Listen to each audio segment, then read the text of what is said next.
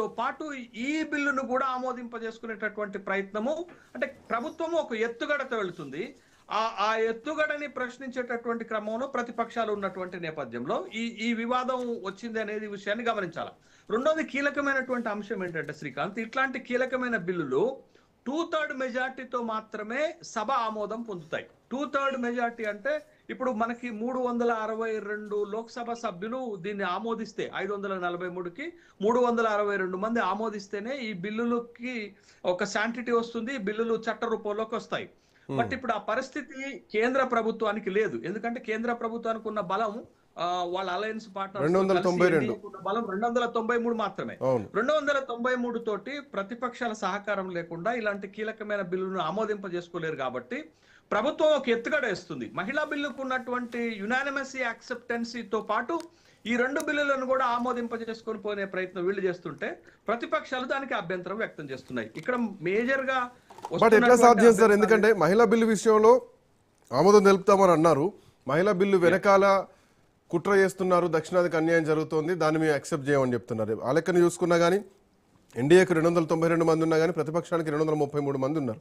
అంటే ఎన్డీఏ ఒకటే బిల్లును ఆమోదించేటువంటి పరిస్థితి లేదు. సో మిగతా 2 బిల్లుల పరిస్థితి ఏమిటో, ఒక మహిళా రిజర్వేషన్ అమల్లోకి వస్తే మరి నియోజకవర్గాలకు సంబంధించినటువంటి విషయంలో కూడా క్లారిటీ రావాలి కదా. సో ఎట్లాంటి క్లారిటీని చూడొచ్చు?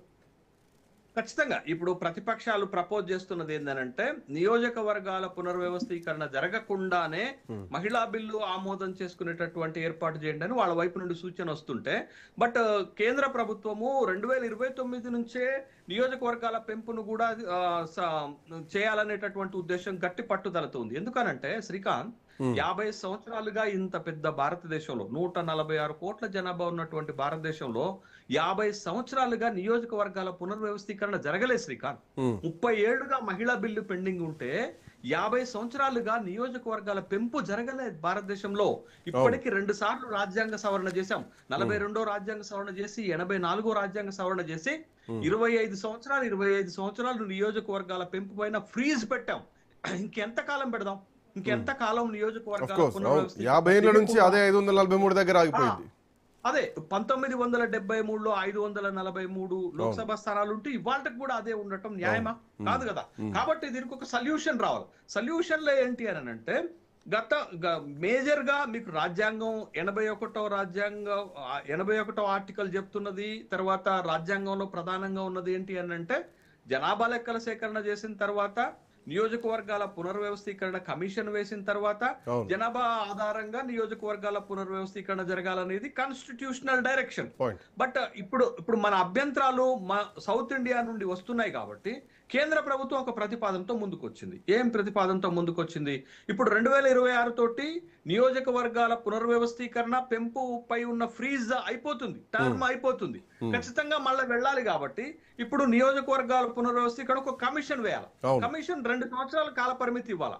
ఆ 2 సంవత్సరాల కాల పరిమితి ఇస్తే 2029 నుంచి పెంచినటువంటి నియోజకవర్గాలతోటి పునర్వ్యవస్థీకరణ అయిన నియోజకవర్గాలతోటి ఎన్నికలు జరపవచ్చు అని కేంద్ర ప్రభుత్వం అంటుంది. అయితే కేంద్ర ప్రభుత్వం తీసుకొచ్చిన ప్రతిపాదన ఏంటంటే బల్క్ మోడల్ తీసుకొచ్చింది. అంటే ఇప్పటి వరకు బేసిస్ ఆన్ పాపులేషన్ ఉంటే in place of that one అభ్యంతరాలు వస్తున్నాయి కాబట్టి దాని ప్లేస్ లో ఏం చేశారంటే బల్క్ మోడల్ ని తీసుకొచ్చారు. బల్క్ మోడల్ ఏంటి అని అంటే 50% నియోజకవర్గాల పెంపు అనే ప్రతిపాదన తీసుకొచ్చారు. ఇప్పుడు మీకు మన తెలంగాణ ముఖ్యమంత్రి రేవంత్ రెడ్డి గారు చెప్తున్నటువంటి ఆర్గ్యుమెంట్ ఏంటి అని అంటే, మీరు 50% ప్రతిపాదన తీసుకొచ్చారు అంటే ఉత్తరప్రదేశ్ లో 80 ఉన్నాయి, ఎంత పెరుగుతాయి? 120, అంటే ఒక 40 పెరుగుతాయి. మీకు అదే కేరళలో ఇప్పుడు 20 ఉన్నాయి, ఎంత పెరుగుతాయి? 10 పెరుగుతాయి, అంటే 30కి పెరుగుతాయి. అంటే గ్యాప్ పెరుగుతుంది అని అంటున్నాడు.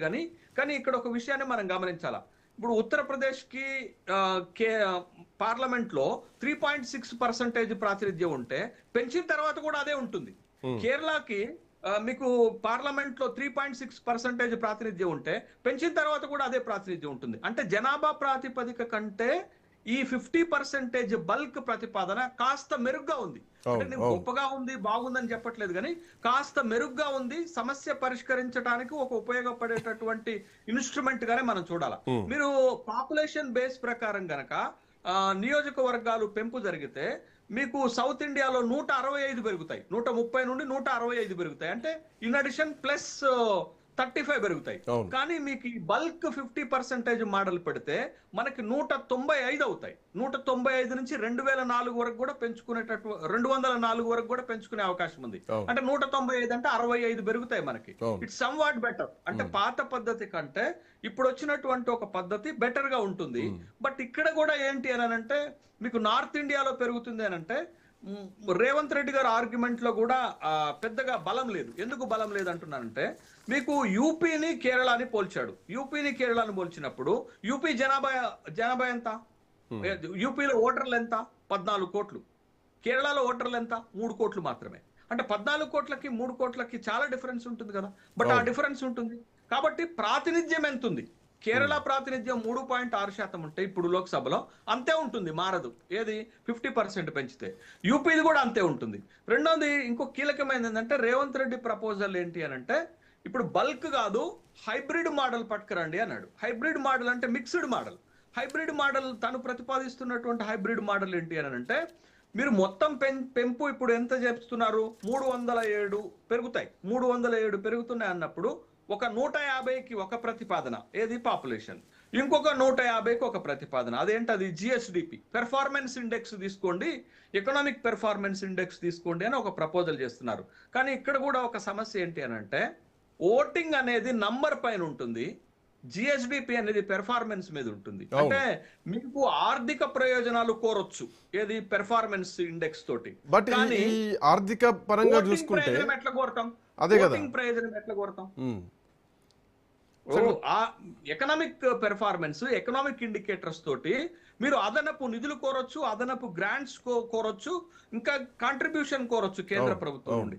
కానీ మీకు నంబర్ ఓటింగ్ తోటి ఈ ప్రతిపాదన ఎట్లా సక్సెస్ అవుతుంది? అట్లాంటి ప్రతిపాదన రావాలంటే ఈ లెక్కన ఒక హైదరాబాద్ దృష్టిలో పెట్టుకుని రేవంత్ రెడ్డి మాట్లాడతారు. రేపు ఢిల్లీ విషయంలో రావాలి, బాంబే విషయంలో రావాలి, స్టేట్ లో కూడా. శ్రీకాంత్ ఒక మాట, ఒకవేళ అదే ప్రతిపాదన కరెక్ట్ అయితే విత్ ఇన్ ద స్టేట్ లో కూడా మీరు చెప్పిన హైబ్రిడ్ మోడల్ అమలు చేస్తే రీజనల్ డిస్పారిటీస్ పెరిగిపోతాయి. పాయింట్ హైదరాబాద్ వర్సెస్ ఆదిలాబాద్ లా మారిపోద్ది. అంతే కదా. ఇప్పుడు మీకు సెంట్రల్ హైదరాబాద్ లో విపరీతం 70 నుండి 80 శాసనసభ స్థానాలు పెరిగితే మిగతా వాటిలలో ఏం పెరుగుతాయి? పెరగవు కదా. కాబట్టి ఆ మోడల్ కూడా కరెక్ట్ కాదు. ఇప్పుడు కేంద్ర ప్రభుత్వము కొద్దో గొప్ప మనం యాక్సెప్ట్ చేయాల్సింది ఏంటంటే ఒక యూనిఫామిటీ సొల్యూషన్ తోటి ముందుకొచ్చింది. నేను అనేది ఏంటంటే 50% పెంచినప్పటికీ కూడా సౌత్ ఇండియన్ స్టేట్స్ కి అన్యాయం జరుగుతుంది అనేటటువంటి వాదన ఇప్పుడు కాదు. సౌత్ ఇండియన్ స్టేట్స్ కి బిగినింగ్ నుండే అన్యాయం జరిగింది. ఎప్పుడైతే మనం పాపులేషన్ బేస్ పైన పెట్టాము. రెండోది సౌత్ ఇండియాలో ఉన్న స్టేట్స్ అన్ని 5+1 స్టేట్ ఉన్నాయి. మీకు నార్త్ ఇండియాకి వచ్చేసరికి వాళ్ళకి 372 లోక్సభ స్థానాలు పెరుగుతున్నాయి ఇప్పుడు కొత్త ప్రతిపాదనతో. 850 కంటే కొత్త ప్రతిపాదనతో 372 అంటే వాళ్ళ డామినేషన్ పెరుగుతుంది. ఇంతకు ముందు 278 ఉన్నప్పుడు వాళ్ళ డామినేషన్ ఉంది. 372కు పెరిగినా వాళ్ళ డామినేషన్ కంటిన్యూ అవుతుంది. వాళ్ళ పర్సంటేజ్ 45% ఉంటుంది లోక్సభలో వాళ్ళ ప్రాతినిధ్యం. ఇప్పుడు కూడా అంతే ఉంటుంది. ఏది బల్క్ మోడల్లో 50% పెంచితే అంతే ఉంటుంది. కానీ నంబర్ ఇక్కడ పాయింట్ ఏంటంటే సార్, జనాభా నియంత్రణ పాటించడమే సౌత్ స్టేట్ చేసినటువంటి నష్టమా, మేము చేసుకున్నటువంటి పాపం అదేనా అన్నది సౌత్ నుంచి వినిపిస్తున్నటువంటి పాయింట్. It's valid argument. మీరు చూడండి, మనం 1976 నుండి మనం తీసుకున్న నిర్ణయం ఏంటి? అప్పుడు పేదరికం పెరిగిపోతుంది, నిరుద్యోగం పెరిగిపోతుంది, ధరలు పెరిగిపోతున్నాయి, పెరుగుతున్న జనాభాకి ఎమ్యూనిటీస్ కల్పించలేకపోతున్నాం. కాబట్టి జనాభా నియంత్రణ చేయాలనేది నేషనల్ ఇంట్రెస్ట్. బట్ జనాభా నియంత్రణ చేస్తున్నాం కాబట్టి జనాభా నియంత్రణ చేసేటటువంటి రాష్ట్రాలకు ఇన్సెంటివ్స్ ని మనం డిమాండ్ చేశాం. ఇన్సెంటివ్ డిమాండ్ చేశాం, ఫినాన్షియల్ మానిటరీ ఇన్సెంటివ్స్ డిమాండ్ చేశాము. అందుకనే ఏం చేశాము, ఈ నియోజకవర్గాల పెంపుని ఫ్రీజ్ చేశాం. ఫ్రీజ్ చేయటం వల్ల 50 ఏళ్లుగా అదే వివాదము, అదే వ్యవస్థ కొనసాగుతున్నటువంటి నేపథ్యంలో ఇప్పుడు మీకు నార్త్ ఇండియాకి వచ్చేసరికి 8+3 కేంద్ర పాలిత ప్రాంతాలు అంటే వాళ్ళ 11 ఉంటుంది. బట్ ఆ లెక్కన వాళ్ళ కాంట్రిబ్యూషన్ ఎక్కువగానే కనపడుతున్నటువంటి నేపథ్యంలో బట్ ఇక్కడ సౌత్ ఇండియాకి కావాల్సింది ఫినాన్షియల్ మానిటరీ బెనిఫిట్స్ కావాల్సినటువంటి అవసరం ఉంది. సౌత్ ఇండియాలో చాలా మంది నాయకులు ఇప్పుడు తీసుకున్న నినాదం ఏంటంటే జనాభాని పెంచండి అంటున్నారు. జనాభా పెంచితే ఇవన్నీ సమస్యలు ఉత్పన్నమవుతాయి. ఒక అదనపు బిడ్డ పుడితే 25,000 రూపాయలు ఇస్తామంటున్నారు. 25,000 కాదు, 25 లక్షలు ఇచ్చిన అదనపు బిడ్డ దేశ సంక్షేమానికి మంచిది కాదు అనే విషయాన్ని వాళ్ళు గమనించాలి.